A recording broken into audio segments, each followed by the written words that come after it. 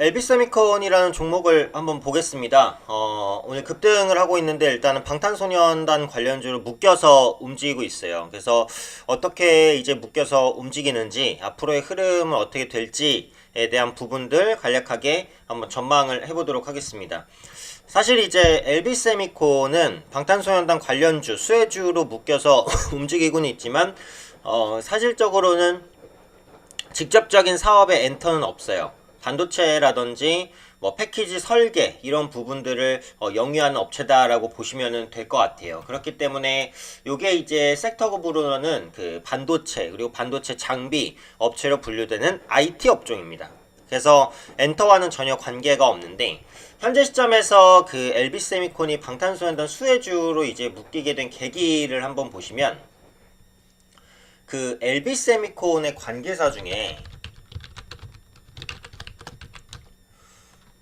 LB 인베스트먼트가 있어요.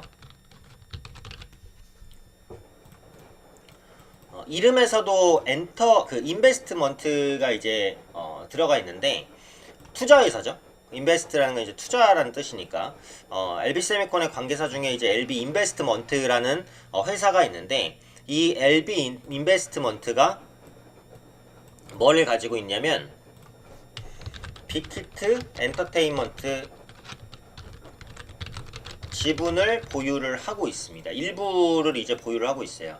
근데 여기서 이제 빅히트 엔터는 그 엔터 업체입니다. 근데 여기에 보시면 방탄소년단이 소속이 되어 있는 거죠.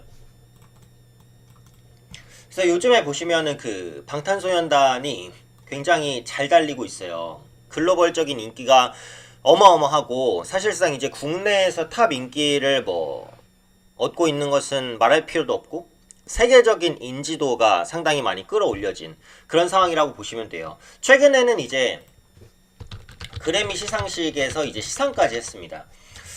그래미 같은 경우에는 세계 모든 아티스트들이 서고 싶어하는 시상 무대예요. 거기에 이제 방탄소년단이 시상을 했다라는 것 자체만 해도 상당히 큰 의미를 둘 수 있어요. 그러니까 쉽게 말해서는 방탄소년단의 인기가 어느 정도인지를 알 수 있는 것이고 그 인지도가 어느 정도인지, 그리고 사실은 이런 인기가 쉽게 사그라들지는 않을 것이다라는 전망도 가능하게 한다라는 부분이죠. 그래서 여기서 방탄소년단 뭐 줄여서 이제 BTS라고 말하는데 BTS가 그 그래미로 다시 돌아오겠다라는 어떻게 보면 좀 이런 야망? 이런 부분들을 좀 밝히기도 했습니다.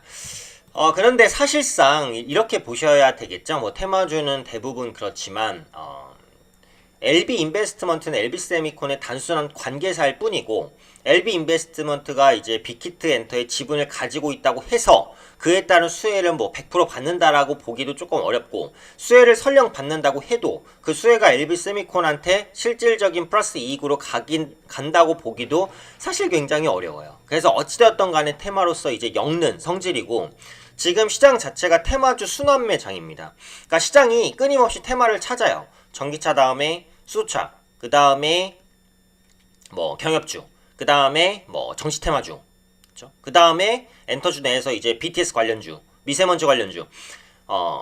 지금 어쨌든 양시장이 좀 많이 올라왔다가 조금 정체되고 지수로서는 상승에 대한 부담이 있는 위치이기 때문에 현재 위치에서는 지수의 추가 상승을 예상하기보다는 조금 쉬어가는 흐름을 보일 가능성이 높다라고 예상하는 투자자가 많아요. 그렇기 때문에 종목에 대한 비중을 줄이면서 대신에 이슈가 있는 종목을 쫓아가는 거죠. 이게 이제 테마주 순환매 장입니다. 아까도 말씀드렸듯이 실제로 방탄소년단의 인기가 높아질 때 주식시장에서 수혜를 받으면서 그게 이제 뭐 실적이나 이런 부분들까지 연결될 기업은 하나도 없다라고 보시면 돼요. LB세미콘도 마찬가지예요. 그런데 중요한 것은 어쨌든 엮여 있다는 것이고 방탄소년단의 인기가 당분간은 사그라들지 않을 것으로 보여져요. 그러니까 LB세미콘 같은 경우에도 아마 앞으로도 한 번, 두 번 그 이상의 급등세는 나올 수 있어요. 그렇기 때문에 이 부분을 이제 염두를 해두시고 트레이딩으로서만 철저하게 보셔야 된다라는 관점이고, 어차피 이런 종목군들은 이제 적정 가치에 대한 예측은 안 되기 때문에 기술적 분석이 아주 중요한데, 오늘은 기본적으로 저항받을 만한 구간에서 저항을 딱 받는 거예요. 여기서 선을 그려보면 여기에 일단 매물대가 1차적으로 형성이 돼 있고, 여기에 이제 강력한 2차 매물대, 여기 3차 매물대가 있었는데 오늘 약간 뚫어내려고 하다가 못 뚫었죠. 근데 오늘 아마 그 시장이 좀 받쳐줬으면 아마 이 부분 뚫고 나갔을 수도 있어요. 아무리 테마주라도 시장과 100% 관계 없이 움직이진 않아요. 어느 정도의 영향은 받으면서 움직이기 때문에 오늘 시장이 조금 조정세를 보이는 것이 이 종목이 딱 뚫고 나가지 못하고 윗꼬리를 다는 계기가 된다, 이제 이렇게 보고 있고요.